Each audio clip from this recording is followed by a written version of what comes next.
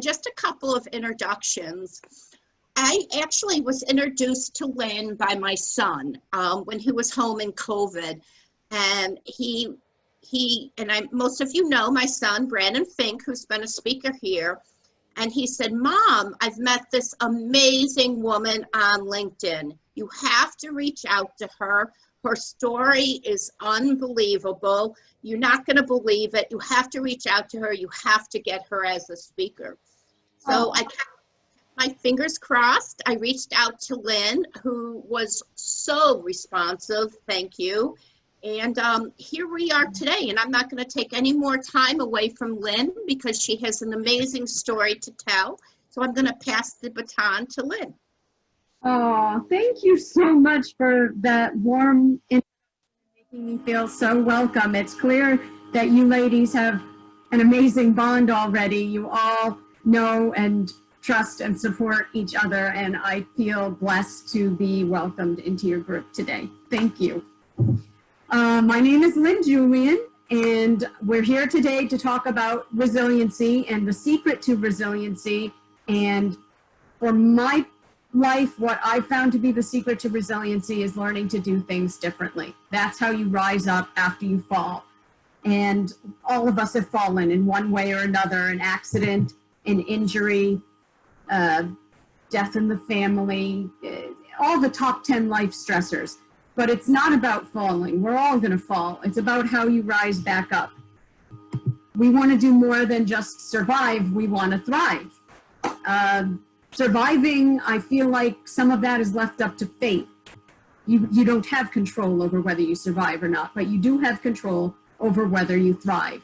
My particular story, survivor story, is about going from wheelchair to walking to running the Boston Marathon. And believe me, when I was in the wheelchair, I had no idea I would be speaking to you today. I thought I was in a wheelchair for life. I had no idea I was going to be able to walk again. Certainly wasn't on my radar that I was ever going to run. So I guess the lesson there is the Buddhists say never judge anything bad or good too quickly. From everything that happens in your life, like a car cutting you off in traffic, or them not having what you wanted at the grocery store, whatever it is, you shouldn't judge even the smallest things as bad, because we are in a series of events, and that's one event in the series. And if you change one thing, you change everything after it.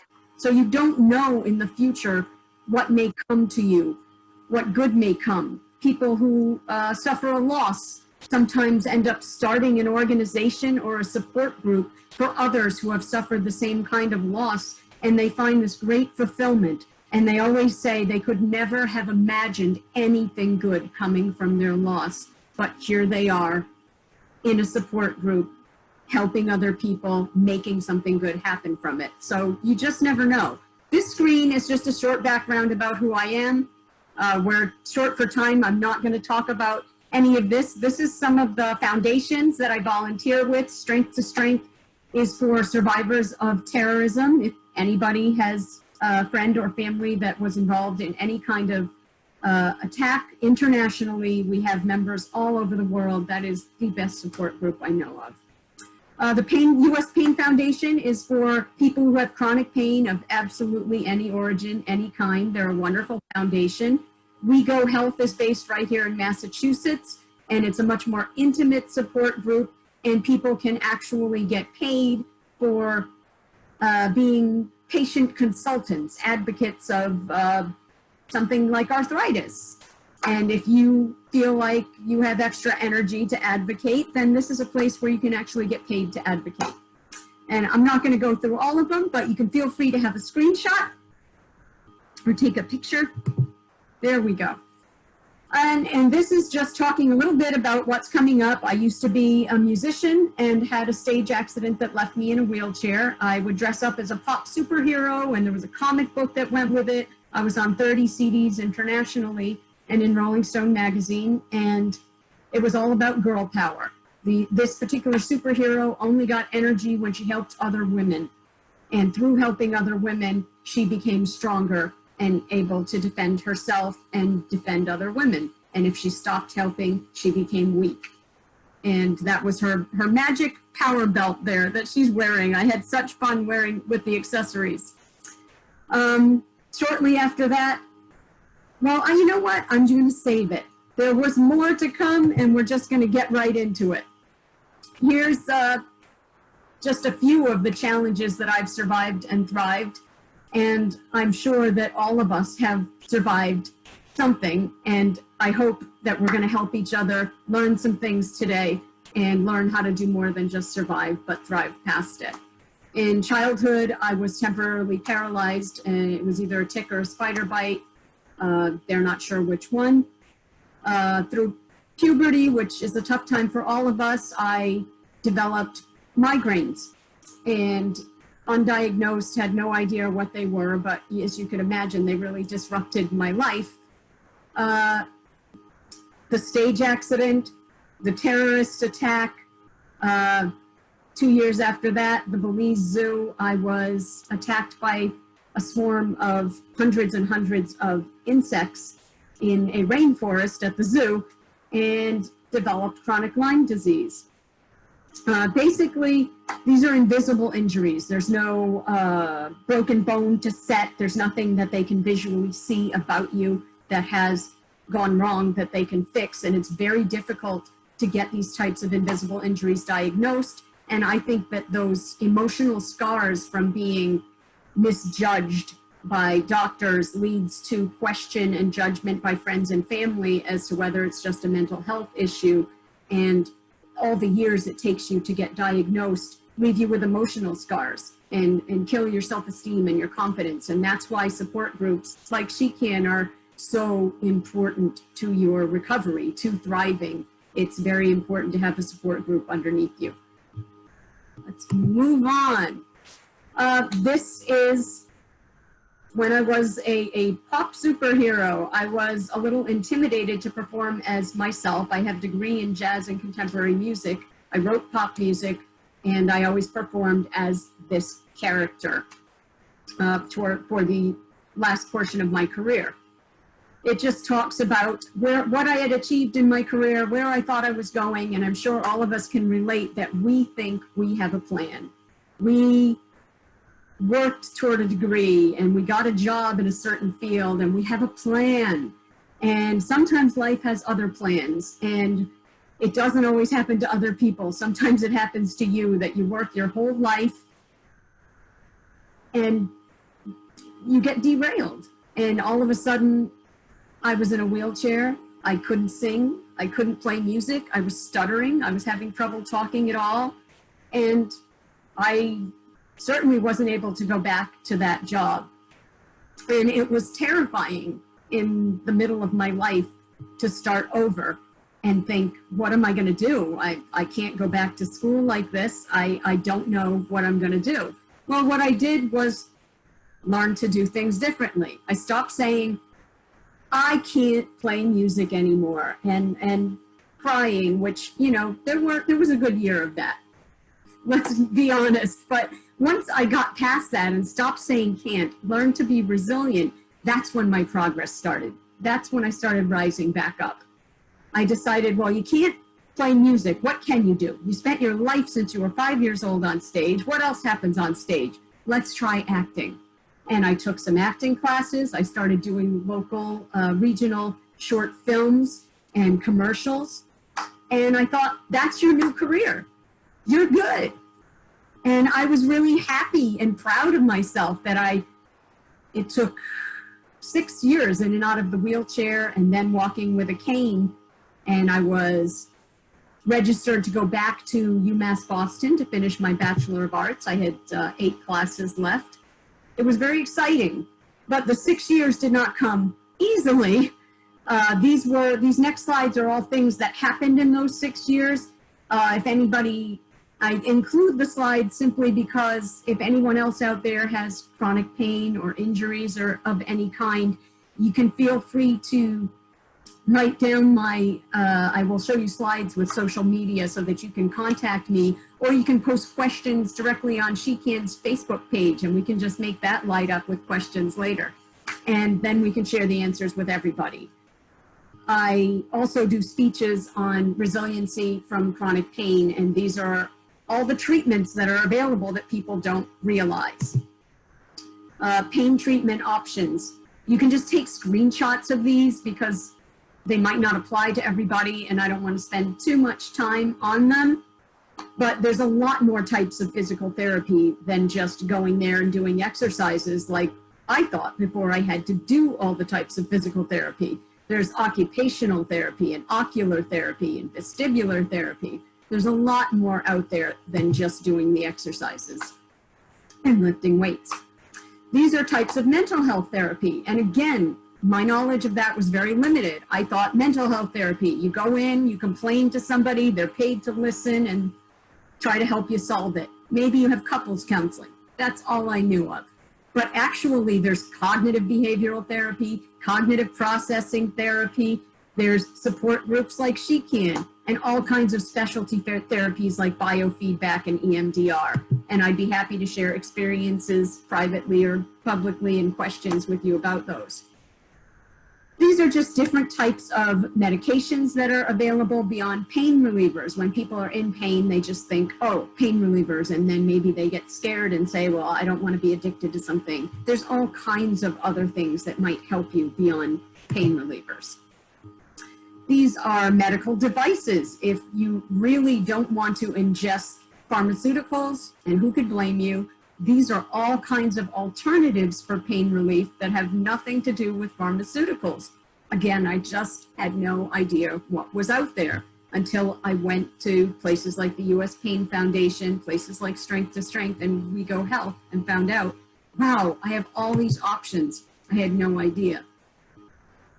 These are things that you might need to do, like injections in a hospital. You would think going to a pain clinic, I associated that with painkillers, but they offer a lot more trigger point injections and dry needling and acupuncture. There's a lot more than just at a pain clinic than just pain medication.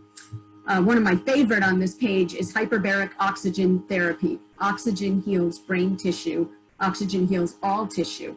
And that was one of the things that helped my brain heal enough to speak to you today in a quick enough pace, to find words in a fast enough fashion. Without HBOT, I could not have done that. And to this day, I'm currently diagnosed with a functional neurological disorder. And this is 7 years after the Boston Marathon bombing, and I'm still working with 5 different types of therapists, I think, on functional neurological disorder to work on stuttering, speech impediments, spasms, and things that tend to look like Tourette's. And that's all due to post-concussive syndrome or mild TBI, traumatic brain injury. So my story does not end with the stage accident. There are many nights I wish it had, but when I finally got back on my feet, I was out of the chair. I was walking with a cane for a few years, and in the summer of 2012, I finally decided I didn't care how I walked. If I walked like a drunk in front of people, I would just make a joke and tell them, well, maybe I shouldn't have had that second martini at lunch, and let them laugh because I didn't care. And I think that is part of being resilient and learning to do things differently, is you have to decide to put yourself first and decide, I'm going to do things differently than people around me are doing them. And I am not going to care what they think about it, because I'm not doing this thing differently for them. I'm doing it for me, whether it's walking or talking or opening a water bottle or whatever it is that you do and maybe have lost the ability to do, or may in the future lose the ability to do the way you wanted to do it or you used to do it. You have to just learn to do it differently and embrace the new way and not care about how it looks to other people. That was a huge breakthrough for me, to stop focusing on everybody else and what they thought and what they saw when they looked at me, and start focusing on me. I was a completely different person, and I needed to relearn to love the new me, which sounds simple enough, but it's really hard. It's very difficult, especially with brain injury. It feels like you wake up a sort of stranger to yourself, and it's really a lot to get to know yourself again. So in 2012, in the summer, I started walking without the cane. I signed up for UMass Boston to go back to school and finish my degree in theater arts, and I'd done over a dozen regional films in the Boston area. And mere, 6-8 months later, in 4/15/2013, little did I know, my next setback was about to occur. I live in Back Bay, around the corner from the finish line. It is literally a straight shot across this tiny little park in my backyard, and there's the finish line. And I go every year because they bring 500,000 people into my tiny neighborhood, and everybody just squishes in shoulder to shoulder, and you get to know whoever is around you. It's sort of like a big festival concert. And I really enjoyed going every year and watching the faces and feeling the energy of people realizing this goal that they may have worked toward their entire life as they crossed that finish line. And I thought, this just feels amazing. This is exactly what I need. I felt so inspired every time I just stood at that finish line and watched people cross it. But 2013 was different. And on 4/15, politics became involved, and they decided that they wanted to hurt pedestrians. Many people think that the bombs were put in the street to hurt the runners. They were not. They were put on the sidewalk, and in a letter, the bomber explained in his perspective that they wanted to hurt pedestrians because they felt that we had bombed and in war had attacked and killed their non-military people, and that was his thought process behind that. And not to get too heavy, I think it's a little late for that. I wish somebody had gotten to him sooner. I wish he'd had a support group. And I know that for many of the survivors, it's impossible to have any sympathy or empathy for him at all. And I'm not certainly justifying any of his actions whatsoever. But I do wish that somebody had been able to reach him with a support group and give him whatever it is that was missing in his life before this happened. The bomb left me with frontal lobe brain injury due to blast force trauma. When an explosion happens, even a gun going off happens, it sets off a literal physical force that hits against your body. And some people's eardrums burst. I happen to have a connective tissue disorder, so I'm very bendy, I'm very stretchy. So my eardrums just stretched and went back. But at first, they thought that we were the lucky ones because people had blood coming out of their ears. They thought surely they had the worst of it. And they later determined that the people whose eardrums didn't burst, their brain shook in their head like a jello mold in a container and was injured. And so it would have been better if our eardrums had burst. This is something that I touched on before. So-called invisible injuries are the hardest to diagnose and even harder to heal. I could not get a doctor to see that I had a brain injury, and the only way that I knew I had a brain injury myself was because I'd had one before. I could only hear underwater, like when you put your head underwater in the bathtub, and I was that way for months. When my hearing did come back, and to this day, I have something called hyperacusis, where normal sounds like the shutting of the microwave door are very painful for me because everything is magnified in my brain. And we don't know how to get rid of that. I'm hoping that someday there'll be a research study and we'll fix it. I have permanent hearing loss and constant tinnitus, loud noise in my head, a low back injury, and PTSD. And it took me a year to get a doctor to get on board and get my treatments going because it's an invisible injury, and that really cost me the support that I needed. The first year I could have been going to TBI support groups. I could have been being strong and asking for help from other people to help me rise back up. And that's a point to make as well. Asking for help is seen as a sign of weakness. I don't know why we were taught this. I don't know when we were taught this, but at some point growing up, we were taught it was weak to ask for help. And that is so backwards. Weak people don't ask for help because they're too prideful. Strong people are confident enough to reach out and admit that they need help. Don't be afraid to ask for help. Only strong people ask for help. And I wish that I had asked for help sooner.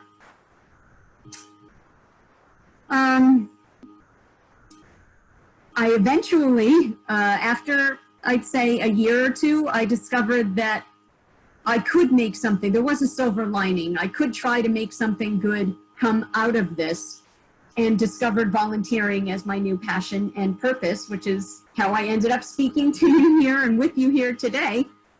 I just felt like when I was sitting on the couch for all those years after the stage accident, and then found myself back being bedbound again after the marathon bombing, I just felt like my life didn't have purpose, and it caused me a very deep, dark depression to feel useless. And I was not useless to my partner, to my family.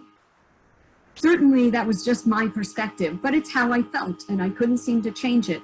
And then the first time I volunteered, it just lit up my life and made me feel like I was part of something so much bigger than myself. Just like SheCan is something bigger than you alone, and you're so much stronger as a group. Your voice and your power is so much greater than if you tried to just share things alone on your social media and call your senators alone. When you have a whole group of fierce females behind you, you are so much louder. And believe me, they listen when you're louder. So this, for me, was my purpose. Everybody has to just figure out what works for you. What is your purpose? It doesn't have to be volunteering, and it doesn't have to be big. Maybe you could decide, I really enjoy being a mom so much more than I realized, or I want to be more a mom that's more involved in my life. I never had time before, and now I have time. Whatever it is, you have to decide what gives your life purpose. And like I said, here's my social media. Please do get in touch, and we can light up SheCan's Facebook page with questions and answers so that everybody can benefit and not just us.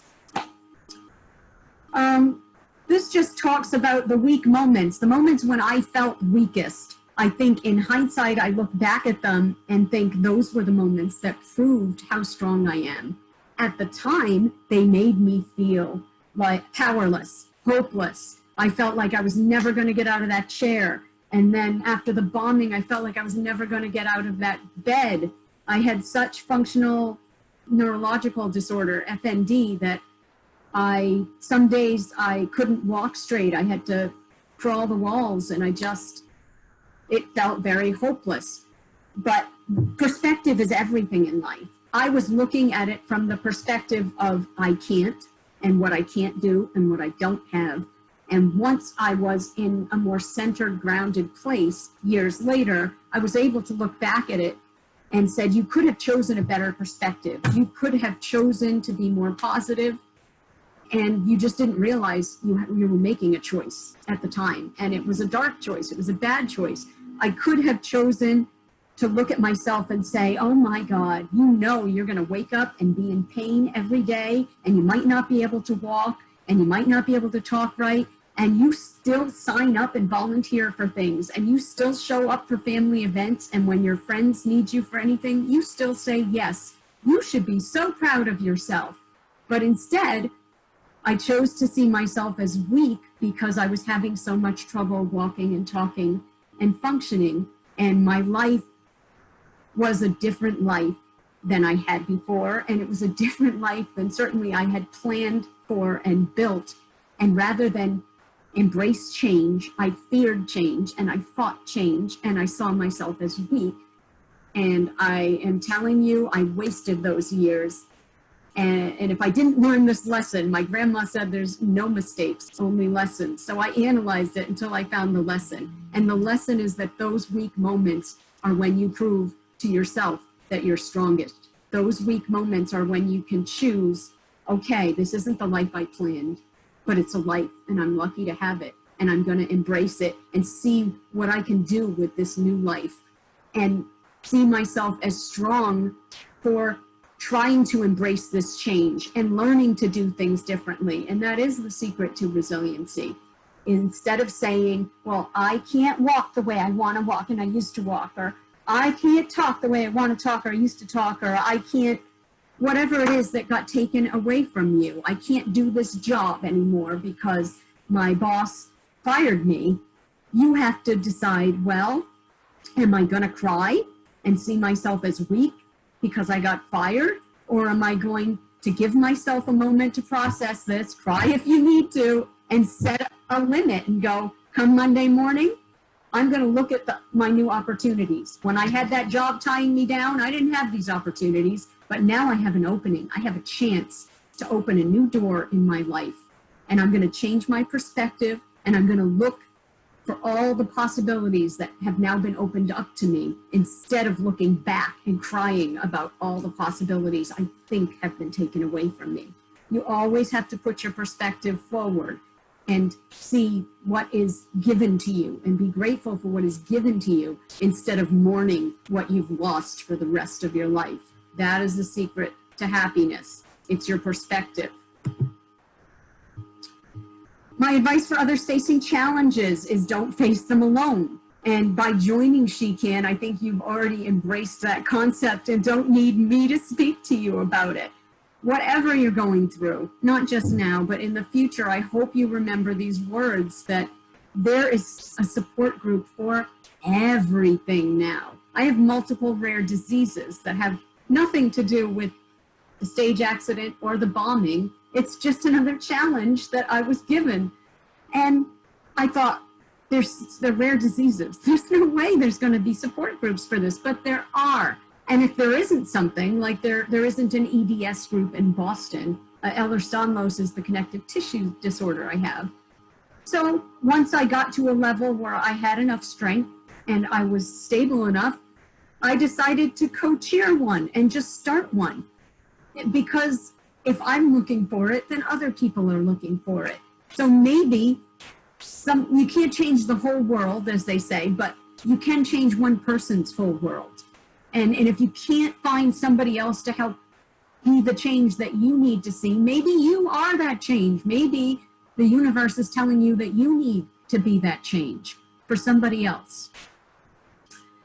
And I love this quote by Maya Angelou, that people will forget what you said to them, and they'll forget what you did for them, but they will never forget how you made them feel. And that is so true for me personally, and I hope it's true for all of you, that when someone made me feel welcome, like you did today, I never forget that. When someone makes me feel useful and appreciated when I volunteer, I want to come back and do more for them. I never forget that. But I forget, people forget random compliments and hopefully forget random insults, but they're never going to forget when you made them feel light and when you made them able to rise up a little higher because you boosted their ego, you boosted their confidence, you made them feel important and welcome in your life in that day, in that moment. They're never going to forget you for that. And that's your kids, your friends, your family. People are going to, that's your legacy, is how you make people feel. And we need to keep that in mind when we're living in this commercial society built on who has more things than, who has more toys than the other person, and that's somehow the more valued person. We have to remember that that's not true. How we make people feel is what people are really going to remember about us. SheCan had asked me what gets me out of bed in the morning, with chronic pain and all and migraines. And this little cutie is exactly what gets me out of bed. This is my service dog, Dr. Smalls. He's my second service dog. My first one was with me at the marathon bombing, and I am so grateful that he survived. He is the reason that I was the first one to stand up and try to move, which triggered everyone around me to get up and try to move. and he's the only reason. To me, he is a hero. He started flailing and scratching my face. People don't realize when a trauma happens, there's fight, flight, or freeze. And anyone who's seen the horrible videos of Wilston Street realizes that everyone froze. And it was just such a shocking thing that I hope no one ever has to experience. It was louder. It was, the whole world was just a loud boom. And the smoke went up 5 stories high in literally 2 or 3 seconds, and you were just in a cloud. And it was very disorienting and confusing. And even I'm imagining with no brain injury and no, you know, that it was just complete disorientation for everyone. But the dog, for whatever reason, remained very present and just literally slapped me and scratched me with his little paws until I stood up and moved. And he was not able to be a service dog anymore, which is very much the case when dogs even get attacked by another dog. They are retired in the service dog community. Every time a car door would close when we were on the sidewalk, he would just drop to the ground and shake and be frightened. And he was my companion for life, but he could not be a medical alert dog anymore. And I retrained this little guy, and he is the happy face that gets me out of bed every morning. Dogs don't have bad days. Anyone who's going through anything, anxiety, depression, very common issues, a dog never has a bad day. And I know that people think, oh, I don't have time for a dog. I'm not home. I'm not this. I chose this particular kind of dog because you can potty train them to a litter box or a wee-wee pad. It's sort of the responsibility of having a cat. And as long as you train them, that's the important part. You have to put training in the first 2 years to make sure they're not barking at the door constantly and doing things you don't want them to do. They're not the same level of, I have to come home every 4 to 6 hours for my big dog to let him outside. So I just highly recommend dogs to people. And I trained this particular dog to alert me when I have severe allergies. He alerts me when I'm going to have an allergic reaction. He alerts me for migraines, and he alerts me for PTSD. And he is my right hand. Normally, if you see me in public, you're going to see the dog too. And Dr. Smalls is my right hand. He's my support system. SheCan asked me where I find energy and inspiration, struggling with rare diseases, multiple rare diseases, and from the cruise to Belize and getting trapped in the rainforest at the zoo with all the bugs, I ended up with chronic Lyme as well.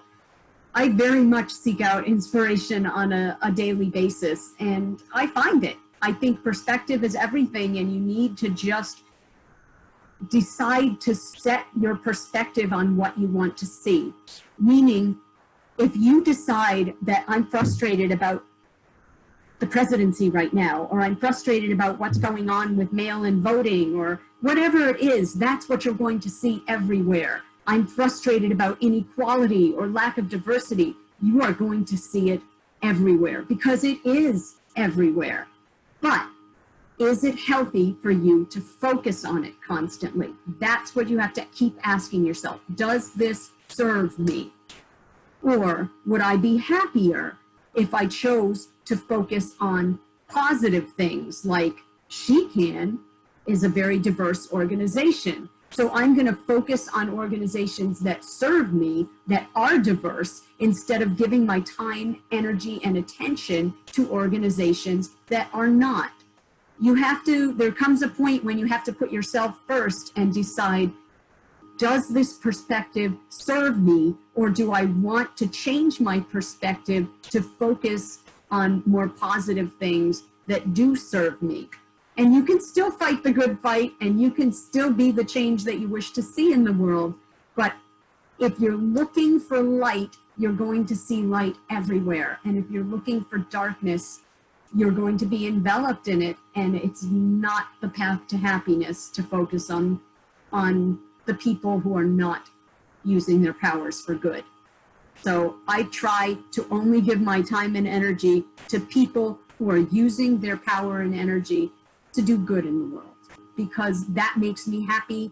That's where I want to put my focus. That's what I want to see when I walk down the sidewalk. I don't put my focus on the people who are complaining and berating the server at the food truck. This is not what I want to see. And the more you do this and the more you work on focus, the less you're going to even notice those people.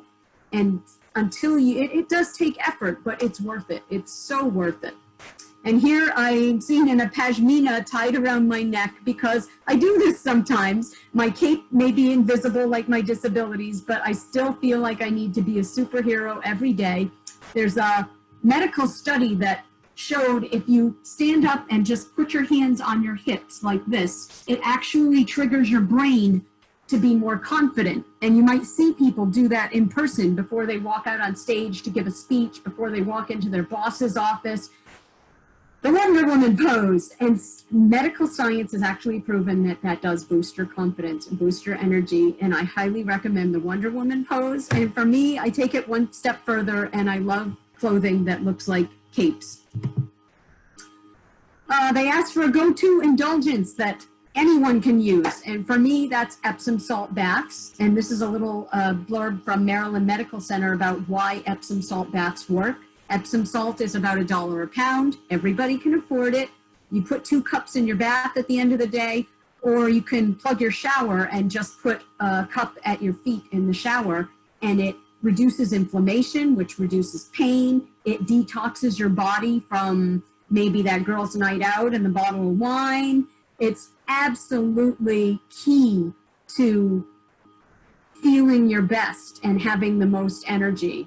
It leaves you in a very calm, relaxed state. It's maybe not something you want to do in the morning before work. It's something you want to do when you get home and your day is over. You can also put a few drops of lavender oil in. Sometimes I have a glass of wine or a nice bubbly water and some CBD oil, and that's my, home spa, I guess.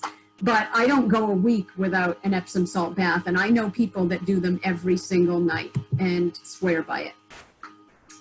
What excites me right now, SheCan asks. Well, I am excited about whole genome testing because, again, you can't change the whole world, but you can change one person's whole world. And now we fought for legislation through a group called the Rare Disease Legislative Advocates, and we got newborn screening testing passed. And so now babies that would have struggled with a life of disability are being offered gene editing, so to correct the gene that had mutated, and as if it had never happened, and they go on with a healthy life.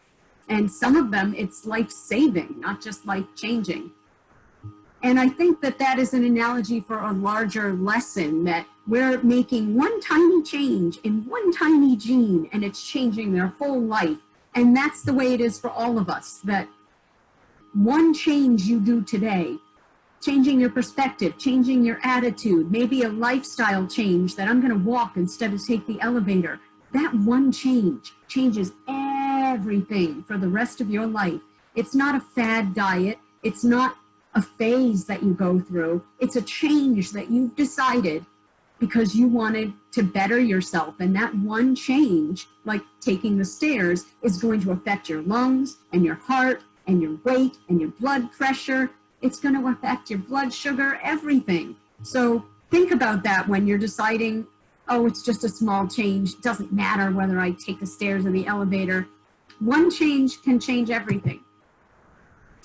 Who do I admire most right now? I think we all have new heroes, new superheroes in our world in the form of doctors, nurses, EMTs, and first responders. I think that I certainly admire our military as much as I ever did because they're on the front lines fighting for us to have our opinions and our freedom of speech. But now, in addition to the military, we have a new kind of front line, and that front line is at the emergency room defending us from COVID-19. And I can't be grateful enough that they are risking their lives and facing our fears so that we can stay home in the luxury and safety of our homes and not have to face that fear ourselves. And I could not be more grateful. The quote from Bob Dylan says, "A hero is someone who understands the responsibility that comes with his freedom." And I take that to mean we are not forced to go to the hospital and face COVID-19 in person. But with that freedom, I feel comes great responsibility to do whatever we can, be it masks or social distancing or whatever else. We have to do what we can to stop the spread of COVID-19, to honor the risk that the people on the front lines in the hospitals and ERs are taking on our behalf. How does COVID-19 change my perspective? Due to my severe allergies, the mast cell disorder, I've been wearing masks in public for years. I had no idea that I was ahead of my time fashion-wise. I think from the perspective of me having chronic illnesses, COVID-19 gives all of you and everyone else a little window into the world and what it's like to have something that's chronic. It doesn't have an end date, and you don't even know if it will ever be cured. We have no idea when coronavirus will end. We have no idea whether they're going to find a cure. We pray and assume that they will, and soon. But I think it gives everyone a little insight to what it feels like to suddenly, out of nowhere, be hit with something that's chronic instead of temporary, like a broken arm or a headache, something like chronic migraines. You don't have that end date where I'm going to get this cast off in a month and my life is going to go back to what it was. When you have something chronic like COVID, everybody's learning about resiliency, and what I think is the secret to resiliency, learning to do things differently. How many things have you learned to do things differently since quarantine and since COVID hit the United States? You have been rubber band people, just constantly bouncing back, constantly adapting, and it's exhausting and it's a little scary. But we're all learning what it's like to try to be resilient and embrace change instead of fear it, and learn to do things differently.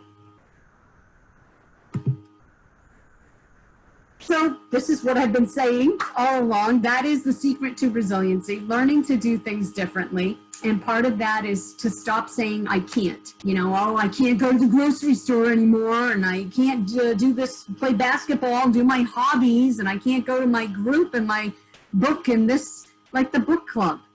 Well, okay, that's one perspective, but it's not serving you. How about we say, I'm going to learn to do the book club differently. And now we're going to do a book club online. Well, I can't speak in public anymore.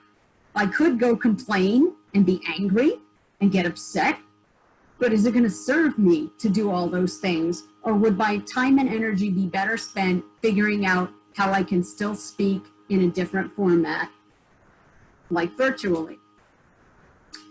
You need to stop catastrophizing. This is something that went with the first year. And I always tell people the first year is the worst year, like I'm sure with COVID as well. If this continues into next year, we will be experts by then. The first year is always the worst year, and we learn so much. It's always the hardest.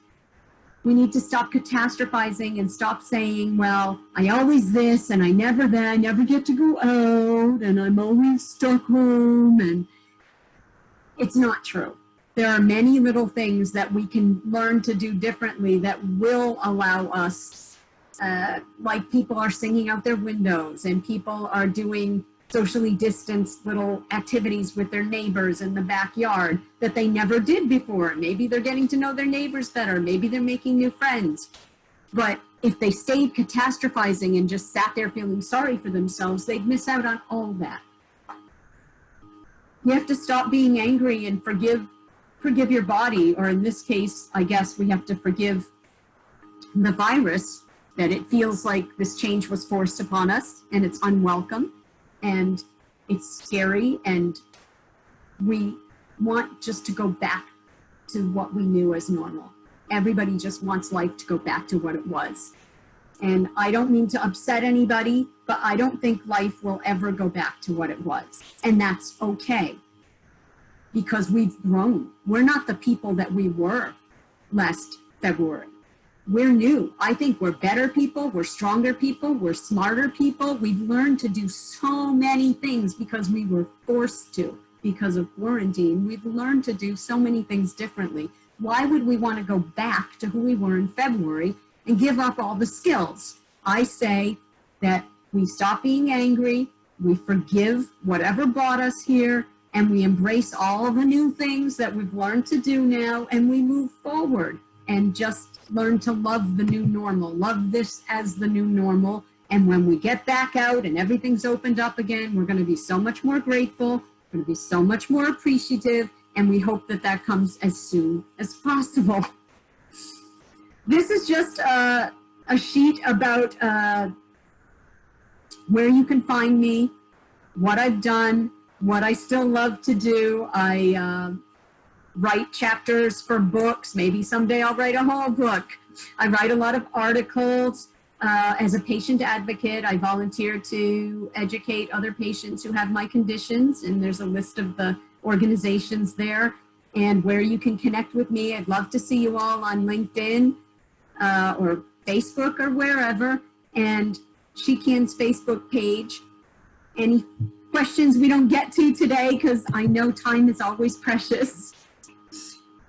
The final thought that I wanted to leave you with is that you're always stronger together, that even if we feel alone because we're quarantined right now, we're not alone. We're never alone. We always have just support that we don't know is out there until we're strong enough and brave enough to ask for help. And that's the first step. Awareness that you need help and being brave enough and strong enough to ask for help. Putting your pride aside and saying, you know what? I don't have to do this alone. And I have no idea why I would even want to do this alone, and reach out to organizations who have already got countless members not doing it alone. And you're always going to feel, you're going to be stronger, your voice is going to be louder, and you're going to be part of something greater than yourself. And it's going to be a step, a huge step into thriving and not just surviving. So, questions, let the questions begin. Or maybe, I'm not sure, the moderators should unmute or Lynn. raise their hands. Yep, I'll just read a question that's come through the chat box. Sure, thank you. From Jen Kostoniak, wants to know, how do we project that attitude? And I believe that's the attitude about not complaining about things. How do we project that That's tough. onto That's a those, great question. yep, onto those who do want to complain, attack, and argue about their freedoms? That is a great question, because I use the character Eeyore from Winnie the Pooh. That's how I see these people. I have a friend, we'll call her Jamie, who is always Eeyore. And I swear to God, you could tell her, oh my God, it's a sunrise and a rainbow. And she would say, oh great, means it's gonna rain soon. Eeyore. And it's very hard for me to be around her, because I think of her like an energy vampire, that I could be in a great mood and somehow I allow her to steal that great mood and be Debbie Downer. And if you confront the person, they're going to get defensive. The only thing I could say is be that change. This is in my answer to a lot of things. If you want to see people change around you, you have to start the change. You have to go, well, maybe it's going to rain, maybe it's not, I don't know, but I'm taking a picture of that rainbow for Facebook because it's making me happy right now. And eventually, hopefully, that person will realize that they may still be an energy vampire sucking the energy out of people, but it's not going to work with you, because you are going to continue to shine light and they are going to continue to bring that rain cloud, and you can't change them. You can't change other people, but you can be the change and set an example for them. Lynn, this is Peggy. It would probably take all day to read the comments that I'm viewing on chat. You have inspired this group to no end. They just are going on and on and on, and they have so related to your story. I will tell you that you brought tears to my eyes a couple of times. But I love what you do, and I would love to personally invite you to become part of the SheCan family and to become a member. My treat, because quite honestly, you are what SheCan is all about. You are learning how to get through and to get past and to rise up and be the best that you can. You are SheCan material. So welcome to the SheCan family. Oh, thank you. Thank you so much. It feels so great to be welcomed. Anybody